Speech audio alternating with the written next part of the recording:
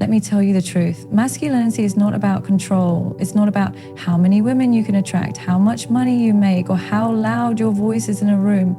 Masculinity is about mastering yourself. You want to be respected as a man, then stop seeking validation from others. A masculine man doesn't beg for attention. He earns it. Silently, consistently, without the need to announce who he is.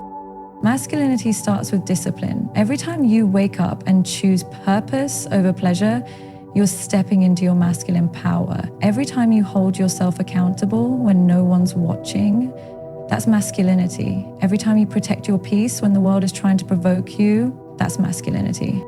A masculine man is a protector, not a predator. He leads with strength, but carries compassion. He doesn't use his power to harm, he uses it to build, to guide, to protect what is sacred, his values, his woman, his vision. You think being masculine means being emotionless? No, it means you've mastered your emotions. You feel everything, but you don't let emotions drive your decisions. That's not suppression, that's self-control, and that is power. Real masculinity is calm. It doesn't need to be loud. It doesn't need to impress. It's secure. It knows who it is. You walk into a room, and without saying a word, people feel your presence because you've done the inner work. You're not just physically strong, you're emotionally intelligent, spiritually grounded, mentally focused. And let's be real, the world is starving for this kind of masculinity. Women don't want boys trapped in grown men's bodies. They want a man who leads with purpose, not ego. A man who listens more than he talks. A man who creates safety, not chaos. A man who protects her heart, not plays with it. You're not masculine because you can fight someone. You're masculine because you have the power to destroy, but you choose to heal, you choose to elevate, you choose peace, even when war is easier. Masculinity is not a costume you wear, it's the essence you embody. And it cannot be bought, faked, or borrowed. It's built in silence. It's built in discipline. It's built in the way you show up when no one claps for you, when no one is watching, when you're tired and you still choose to rise. And if no one told you today, the world needs more of that. Not more noise, not more arrogance, but more men who lead with depth, with integrity, with wisdom. Because masculinity isn't toxic, immaturity is. And when a man finally steps into his true masculine energy, he doesn't just change his life, he changes the world. Masculinity is not loud. It's not about who raises his voice the highest or who controls the most people. Masculinity in its purest form is silent power, the kind that doesn't scream for attention because it doesn't need to. It's not measured by how many people you control, but by how well you can control yourself. Society has sold men a false definition of masculinity, one rooted in domination, ego, and performance. Men are taught that to be respected, they must dominate their environment, their emotions, and even the people around them. But real masculinity doesn't come from controlling others, it comes from mastering yourself. A man who has mastered himself doesn't chase, he attracts. He doesn't beg, he earns. He doesn't need to prove, he knows. Because when you've done the work, when you've faced your demons, when you've conquered the storms within, there's nothing left to prove. You no longer need to overpower others to feel powerful. You are power, grounded, calm, and unshakable. But this version of masculinity is rare because self-mastery is hard, domination is easy. It's easy to raise your voice, to assert dominance, to control others through fear, money, or manipulation. That's surface-level power. It may intimidate the weak, but it never commands the respect of the wise. Real power is when you can walk into chaos and remain composed. Real power is when everything in your life is crumbling and you still show up with character, with consistency, with clarity. A masculine man doesn't need the world to validate him because he's already validated himself. He's had conversations with his darkness and he didn't run away. He's wrestled with his ego and chose humility over pride. He's not afraid of vulnerability because he's already been broken. And he knows that strength is not the absence of scars, but the courage to show them without shame. This is the kind of masculinity that makes women feel safe, not the kind that flexes, brags, or belittles, but the kind that listens, protects, and leads with a quiet, steady presence. This is the kind of masculinity that transforms families, communities, and generations. Masculinity is not a costume, it's not a beard, muscles, or a suit. It's not status, it's not even success. It's the discipline to choose what's right over what's easy. It's the courage to say no when everyone else is saying yes. It's the strength to walk away from drama, temptation, and chaos, not because you're weak, but because you value your energy. A man who has mastered himself doesn't engage in petty games. He doesn't need to dominate people to feel worthy. He creates space for others to be seen, not because he's less, but because he knows who he is. Self-mastery means you've learned how to regulate your emotions. You no longer react impulsively. You respond wisely. It means you've cultivated habits that align with your purpose. You've trained your mind to focus even when the world tries to distract you. You've trained your heart to love with depth, but not to attach blindly. You've trained your soul to walk in integrity, even when no one is watching. That is masculinity, the kind that makes a woman feel like she's home when she's with you, not because you're trying to control her, but because your energy is calm, consistent, and grounded. This kind of masculinity doesn't come from the outside, it's built in silence. In early mornings when you rise before the sun, in moments when you choose discipline over desire, in nights when you are tempted to numb your pain but you choose to face it instead. Every time you keep a promise to yourself, every time you protect your boundaries, every time you speak with honesty, you're building a masculinity that no one can take from you. The world doesn't need more men chasing control. It needs more men who've learned to control themselves. Men who can hold space for a woman's emotions without becoming defensive. Men who can take feedback without collapsing into shame. Men who know how to lead without manipulating. Men who know how to love without losing themselves. That is real masculinity, and it's not performative, it's not loud. It doesn't need to be broadcasted, it's felt, it's respected, and it's rare. There's a false belief that masculinity and vulnerability can't coexist. But here's the truth, only a man who's truly masculine has the strength to be vulnerable. Because vulnerability requires security. It requires you to be rooted in yourself, not swayed by how people perceive you. A man who leads with self-mastery walks in truth. And the truth is, no one is born a man, you become one. Not when your body matures, but when your spirit does. You become a man when you stop blaming and start owning. When you stop reacting and start reflecting. When you stop running and start healing. When you stop trying to dominate others and start mastering yourself. That's the shift. That's when you rise. That's when you stop living for approval and start living with purpose. Because masculinity is not about being hard, it's about being whole. It's not about being feared, it's about being respected. And respect is earned through action, not words, through consistency, not convenience, through presence, not pressure. When a man operates from a place of self-mastery, he brings peace to every room he enters. He doesn't take energy, he stabilizes it. He doesn't provoke fear, he inspires trust. He doesn't lead through intimidation, he leads through inspiration. This is the kind of masculinity that doesn't get celebrated on social media. You won't always see it flaunted online, but in real life, it's magnetic, it's powerful, it's unforgettable. It's what separates a boy from a man, not age, not appearance, not money, but mastery of the mind, the emotions, the habits, and the heart. And if you want to know how to build that, stop looking at the world and start looking within.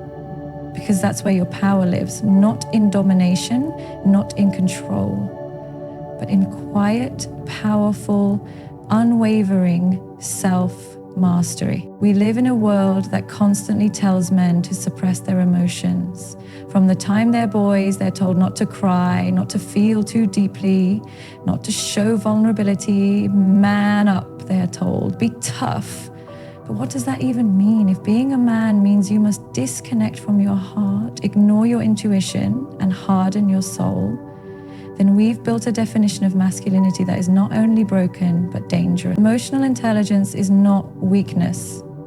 It's the very core of a powerful, grounded, masculine man. Because if you cannot master your emotions will master you, and that's not strength. That's chaos waiting to explode. We think strength is the ability to suppress, but real strength is the ability to understand. Real strength is when you know what you're feeling, why you're feeling it, and how to respond instead of reacting. Emotional intelligence gives you power over yourself, will never need to control others, but a man who cannot understand his emotions will always try to escape them. He'll drown them in distractions, in addictions, in anger, in women, in work. He'll avoid silence because silence exposes the feelings he's been running from. But no matter how far you run, what's inside you will always catch up. So the real question is not how much can you suppress, but how much can you confront. Emotional intelligence begins when you stop fearing your own heart, when you stop treating your emotions like enemies and start treating them like signals. Emotions don't make you weak, they make you human. They are not here to destroy you, they are here to teach you, guide you, awaken you. Every emotion is a mirror, and the moment you stop running from your reflection, you start healing. A man who avoids emotion is a man who fears himself. A man who embraces emotion is a man who knows himself. And knowing yourself is the foundation of true masculinity. Because let's be honest, any man can lift weights, fight battles, build an empire, but very few can sit in their pain and not collapse. Very few can admit when they're wrong. Very few can open their heart and risk being hurt. Very few can stay present when it's easier to escape. And that is where emotional intelligence shows up. Not when life is easy, but when it's uncomfortable, when it's uncertain.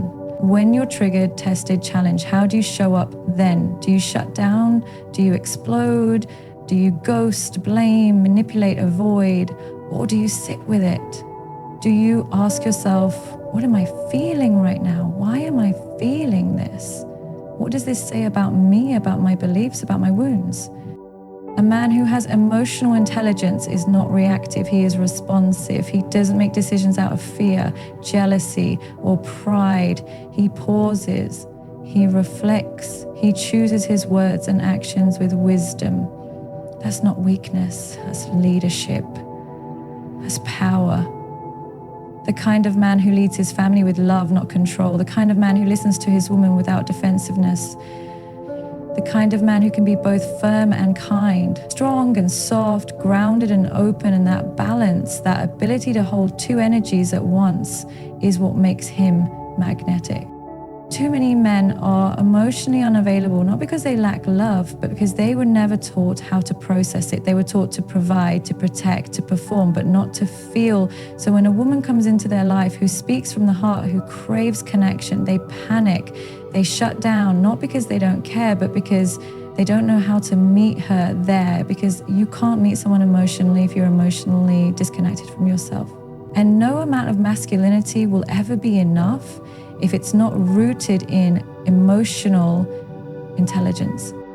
Because emotions are not the enemy, they're information. Anger tells you your boundary has been crossed. Sadness tells you something matters. Fear tells you what aligns with your soul. Love tells you where your heart wants to go. So when you ignore these emotions, you ignore your inner compass. And when a man ignores his emotional world, he becomes lost in the physical one. That's why so many successful men are miserable. They've achieved everything externally, but internally, they're empty. They've conquered everything around them, but never themselves. Emotional intelligence is how you build real relationships. It's how you build trust.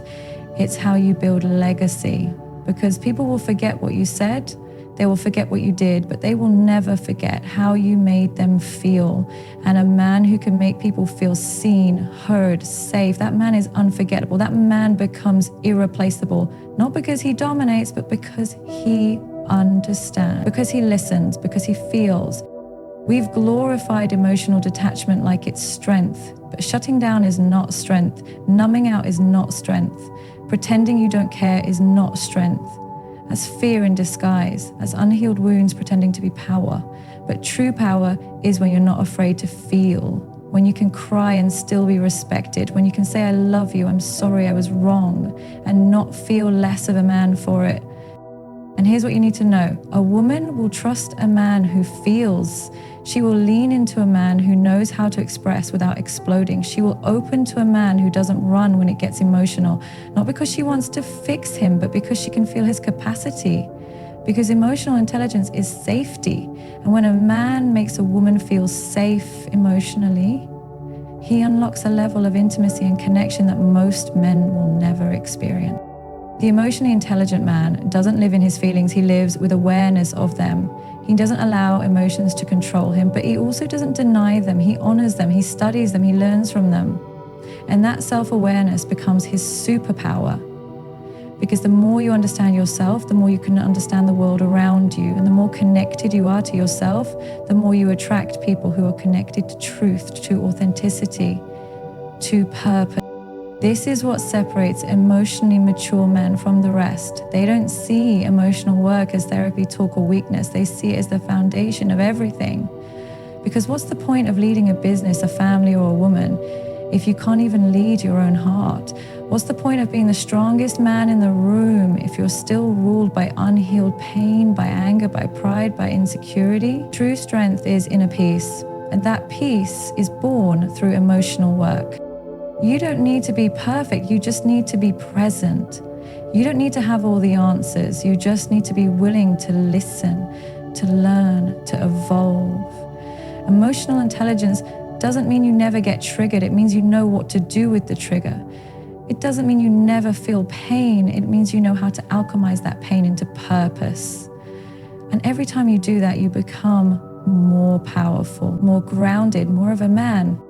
So don't let anyone tell you that emotions make you weak, that opening up makes you soft, that being sensitive makes you less of a man, because the opposite is true. It takes courage to feel. It takes courage to stay when it's easier to run. It takes courage to love after you've been hurt. It takes courage to be open in a world that rewards numbness.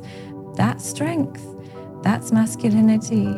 That's leadership. And the world needs more of that. More men who feel deeply, love openly, lead wisely, and never mistake emotional intelligence for weakness. Masculinity is not a performance. It's not a show you put on to impress the world. It's not about walking into a room and demanding attention.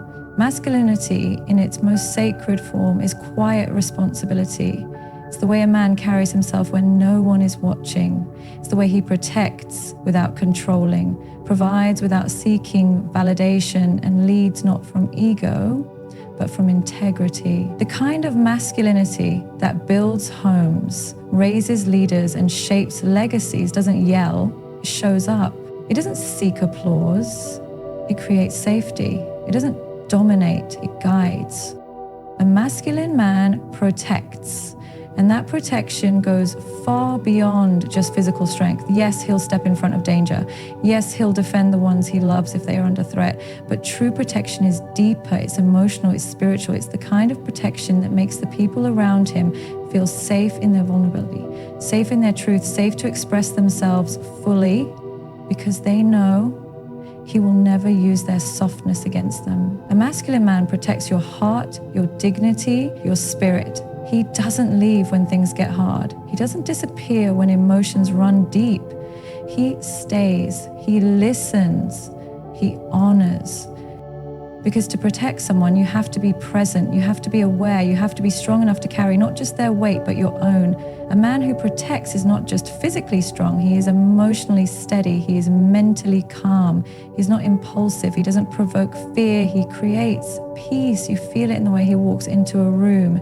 Grounded, focused, intentional. He knows his role. He doesn't need to fight for it. He embodies it. And the people around him feel secure, not because he controls them, but because he's anchored in himself. A masculine man provides, but provision is not just about money. Provision is about presence. It's about being a source of stability, not just financially, but emotionally, mentally, spiritually. A real man knows that his value is not measured by his bank account alone, but by the atmosphere he creates. When you're with him, you don't feel tension, you feel trust. He provides clarity in confusion. He provides strength in weakness. He provides hope in fear. He provides leadership in uncertainty. That is what a provider does. He becomes the pillar others can lean on without fear of it crumbling.